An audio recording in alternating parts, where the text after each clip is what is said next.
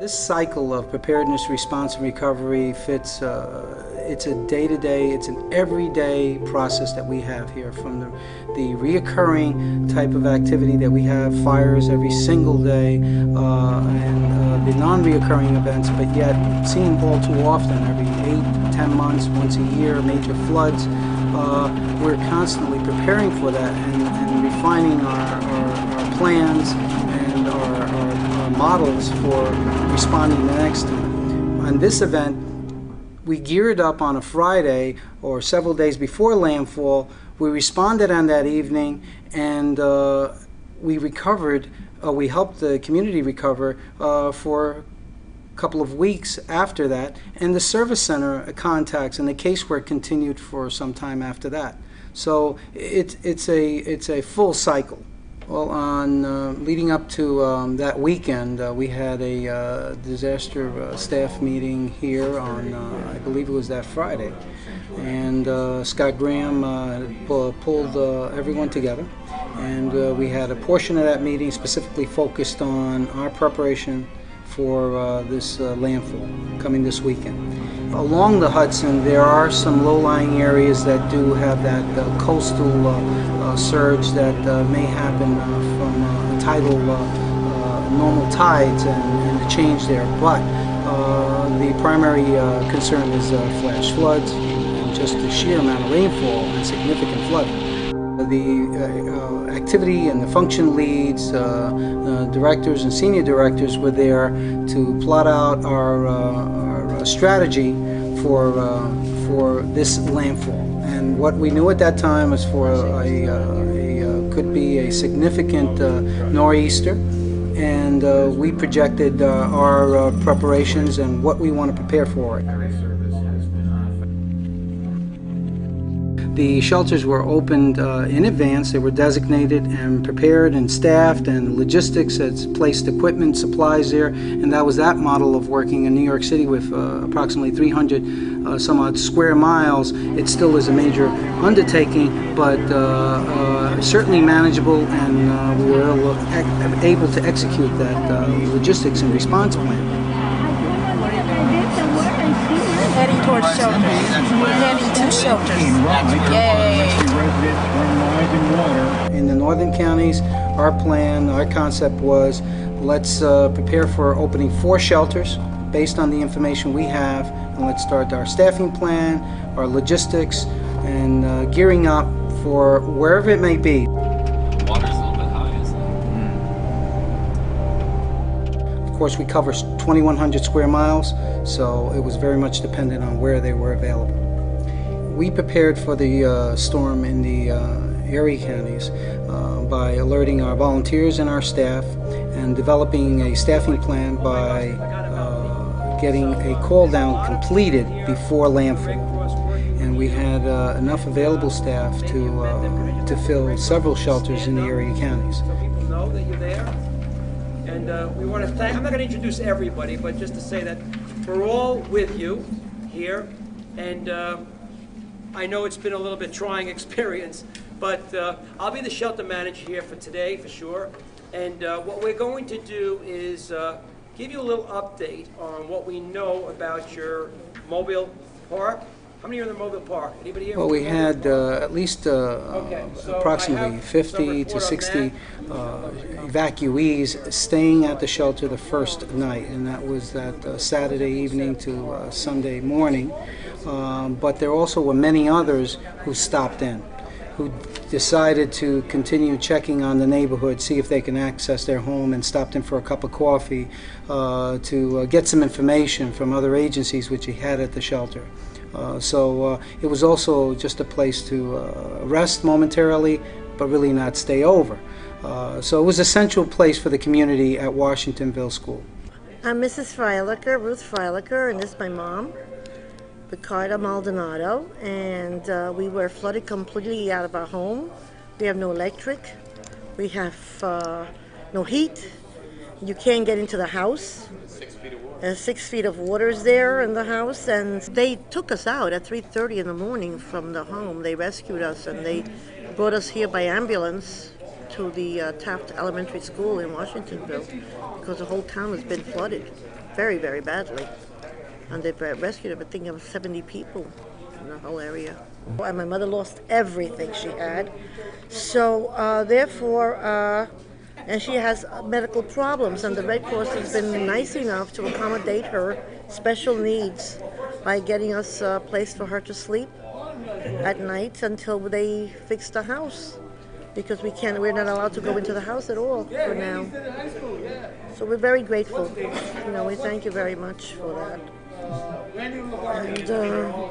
And needless to say, it's very hard to talk about, because when you lose a lot of stuff like that, it's only things, but it's everything you own, so it's pretty hard. It's a wonderful shelter, a nice operation, and the staff, the Red Cross staff, the Red Cross people are wonderful, as well as the community volunteers. It's not just Red Cross here. The whole community has really turned out to help each other. Today I've been working with logistics. I've been dormitory manager. I've helped out with registration, and now I'm doing communications with Sydney. Hey, Chris. I'm helping them with information about the shelter and what we do here. I'm helping them get the things they need, like comfort kits, which is personal hygiene kits. Has toothbrush, deodorant, and everything like that. I've been here since last night sometime. I don't remember when. I don't know if it was in the afternoon or if it was at night. It all kind of blends together. And when are you going home? Hopefully tonight. Hopefully tonight.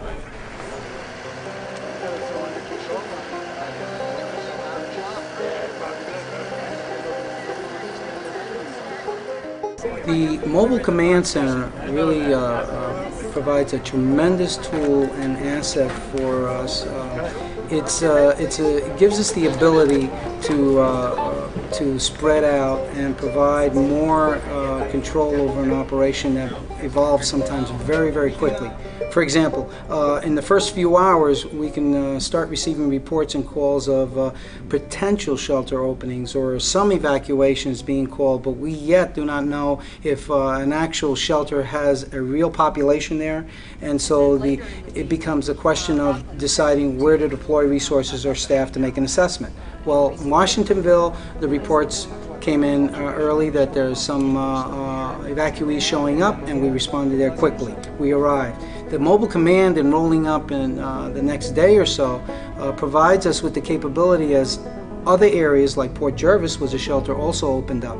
If our damage assessment and casework was necessary to do out of that site, that mobile command center becomes an invaluable tool, because now that becomes another point of communication.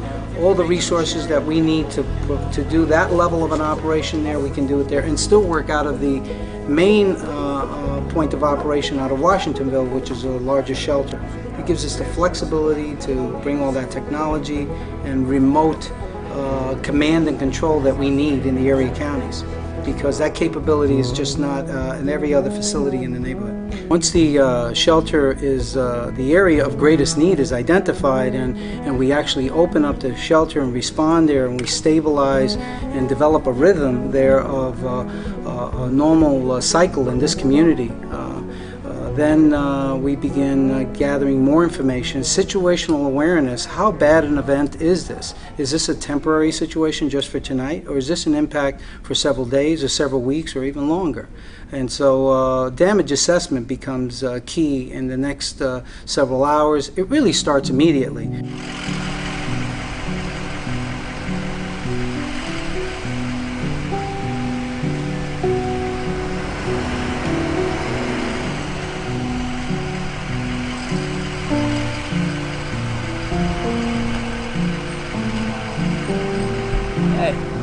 I'm a resident who grew up here.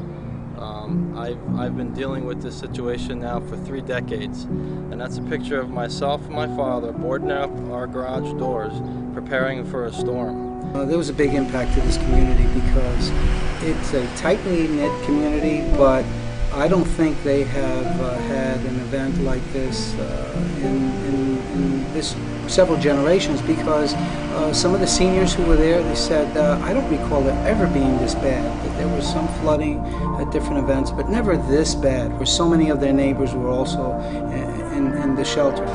So that's where the water was. Wow. We started to try to save as much as we could, and as you can see, we didn't save very much at all. Ran back and down up the stairs, saved, the kids' home movies of the kids, and the photos, and the absolute necessities, and we lost the rest, and that's really what it comes down to. And it came upon us, and without any warning, and next thing you know, it's 2 in the morning, and we call 911 because we had to wake up the kids, and they brought the fire department, who was terrific. They brought rowboats, motorized boats, and they took us out in 2 trips, 3 kids and a dog, and we got out of here. It's all we could do. There was some bulk distribution capability. Once those supplies arrived, we can give them cleanup kits, some other supplies, some water. If wherever the need was, and we had the bulk supplies to assist them with that, we would provide that to them. And so that helped lighten their recovery, because sometimes it was just a question of buying more supplies to clean up, and several families needed several kits. The Red Cross has been here. They've been absolutely terrific. They, every day offering us food, help, anything we need. I want to, thank you guys, all over the place. You've been everywhere. It's been great. Yes, the Red Cross has been wonderful. They've helped out with food and cleaning supplies, and just seeing them here is lifting the spirits of the people. There were some families that just would not leave their home because they were working continuously, and that's where the remote feeding and bulk distribution in the field comes in handy, because not everyone is capable of coming to us. We have to go out and assist the community where they're affected.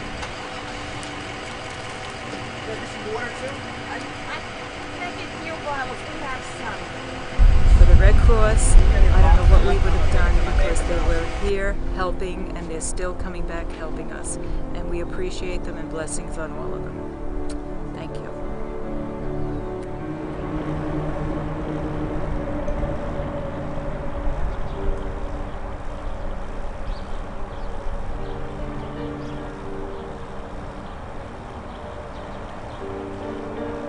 So in wrapping up, I think what really went well with this operation was, though it seemed like a long stretch, the preparing phase, the first few hours waiting for landfall, what was the impact, extended communications, and that becomes a little bit of a stretch there on, and always intense. But it is really a routine in a sense. What went well was the way our services were properly requested, properly applied, and we responded appropriately to the need. And that's how we provide our service. We respond based on need, and where we're needed, that's where we respond. I really believe that the Red Cross was welcomed in that community, and we seamlessly worked together. And it wasn't about Red Cross coming in and rescuing a community. It was about Red Cross working with the community. So there was instant partnerships, because the best volunteer is a volunteer from the community at or nearby the site of the incident, that is sensitive to the locality, they're sensitive to the culture and language issues and so on. So more partnerships, more volunteers for more communities, and that's, I think, our goal.